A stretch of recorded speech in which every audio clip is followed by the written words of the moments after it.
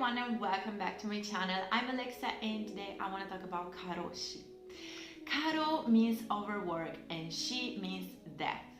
This basically means, this concept and word means death from overwork. It can happen naturally due to stress or a lack of sleep or brain damage or physical damage, or it comes when it's about suiciding because stress or in debt or problems related to the work environment. Here in Japan, work is a really important thing for everyone's life. If you don't have a job, you basically don't have a purpose for your life. You should always do your best at schools and when you're in your private life in order to get a great job. And once you get a job, you need to do your best to accomplish goals and make your boss and company proud of you. This is the basic line concept for everyone who wants to join this society and this reality. Now, the term karoshi was coined in 1980s, but the origin were way back in time. It was about in 1920, 1927 that an accident happened. 47 female silk mills suicide themselves because they were stressed from the working hours and they couldn't keep up with their lives. They felt useless, so they suicided by throwing themselves in the Lake Suwa. Now, at that time was a big problem and scholars were forming groups of volunteers that will post signs to think carefully before committing suicide in order to prevent that kind of consequences. Things changed after World War II when Japan made a new labor standard act that include working hours for about 8 hours per day. So the situation should have been better. Consider that those 47 women were working 12 to 14 hours a day. Meanwhile, they were also expected to take care of the households. So it was not an easy position. After the World War II, of course, the economy of this country, the economy of Japan, was in a really bad position. So the Prime Minister at that time, the Prime Minister Shigeru Yoshida, who was also the longest serving Prime Minister, decided to make the rebuild of Japan his main goal. This was his priority, and he worked really hard in order to obtain some results. His working policy also influenced what's today reality. And still today, Japan is gaining benefit from his policy. What Shigeru Yoshida did was to ask the companies to give to their employees a lifelong job security. Receiving back, so asking people that were going to be hired to give back to the companies their lifelong fidelity. As we all know, Japanese are really loyal people and you can always trust what they say. So this was a great move. Companies will give people a lifelong job security. They always ensure people to have a job and a salary so they can maintain their families. Meanwhile, these employees will give their loyalty to the company, ensuring the companies that they will never betray them and they will always work at their best. Now, this is where the problems started. Of course, sometimes bosses, the companies, pressure these employees to give their best, and their best might not be just the working hours. Meanwhile, within a decade, suicide cases happened. Of course, the companies, the leaders, or the superiors will sometimes bully these employees. They will expect them to work more and harder, and the job position will not always be specified. So the employees should do a more wide range of tasks. Now, here in Japan, contracts are really open. It's like a white paper. There is no ending day for the contract, so you are ensured that you will work there for your lifetime or when you want to retire. But also the tasks are not really well specified, so you might be expected to do not only your tasks but also someone else's. The quest for the employees wasn't the salary but making a good impression on their boss. So they took their untidy loyalty to the ultimate test. They put themselves into a really stressful environment and working mentality. They will work hard even if the working hours were longer than what they expected. So it's not surprising they will work more than 8 hours per day. Even if the term KAROSHI was coined in 1980s, doctors started to take in consideration that those deaths were caused by too much work since 1970s. There were many cases, many outstanding cases here in Japan that indicated that something was wrong with this working mentality, with this workaholic mood. In 2000 and 2016, laws changed in order to protect those employees.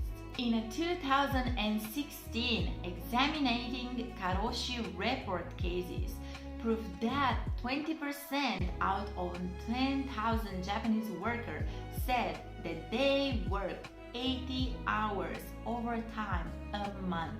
Of course, they will not even take paid vacations, and the bosses expect the young employees to work their way up in the company.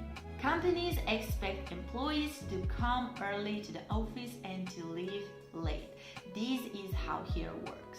Also in Korea, in South Korea, you should always come to the office earlier than your boss and leave only after he leaves. This is the working mentality.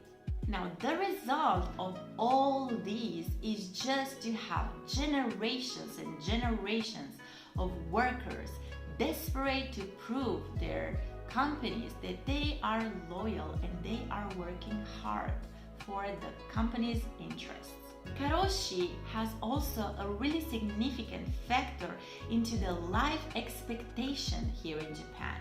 The life expectancy here in Japan in 2003 was 78.4 per man and 85.3 per woman.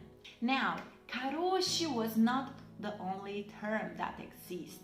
We also have karojisatsu, which means suicide from overwork, and also karoutsubyo, which means depression from overwork. 2000 was the year when these two terms were really well highlighted in this society because of many things happening. Of course, the federal government tried to do something actively in order to prevent. So they made this Premium Friday plan when workers can have the chance to leave the office at 3 p.m. on the last Friday of the month. In 1990s, KAROSHI was soon to be identified with 4 main traits: increasing people suiciding for the long working hours, increase of the harassment from superiors, rise in deaths within younger workers around 20 or 30 years old,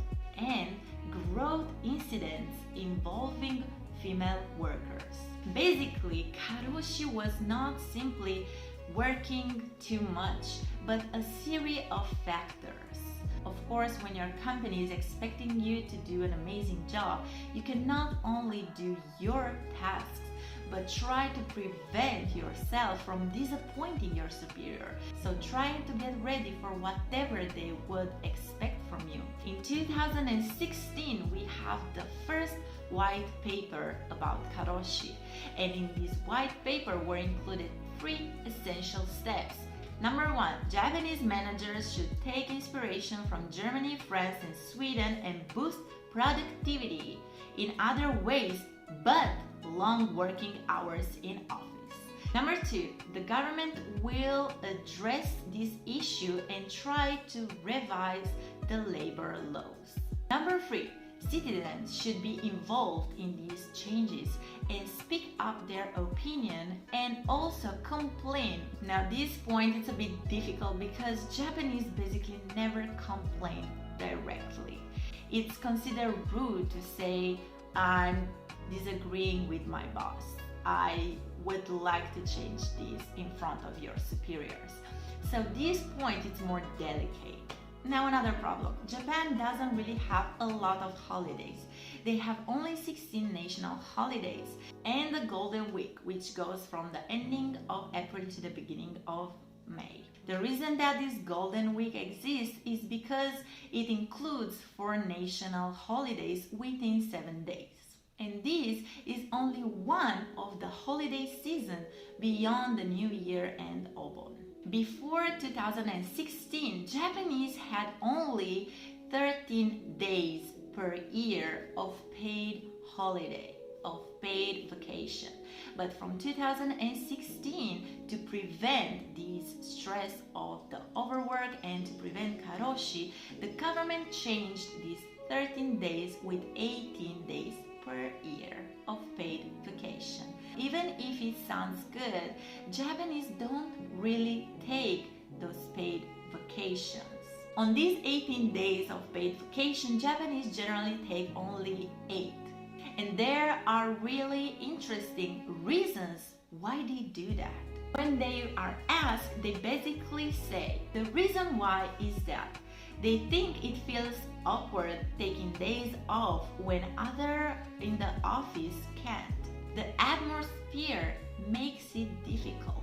Nobody else can do my own task. Or they think that duties are not well defined. So when someone is missing, no one else can do that job. Or no one else will take that task. So when they go back, they have the double of work to do. I think it's a really interesting topic to talk about because it's generally so different from an outside point of view. In Europe and America, people generally take overwork hours only for a better salary at the end of the month, but it's not Japan's case. Here in Japan, the working hours are really strict. So these are general opinions that Japanese give when they are asked to reporters or for these examination of the case and statistics, and it's really interesting. From my point of view, here in Japan, it's a matter of honor, of loyalty, of proving to the company you are worth your position and proving to your company you deserve that job. Now, since this topic was pretty heavy, this is all for today. I will continue this topic and I will include some really famous episodes of suicide and death by overwork here in Japan, and I will mention Dentsu. And I will do that in the next video, and thank you so much for watching and supporting my channel. Don't forget to subscribe.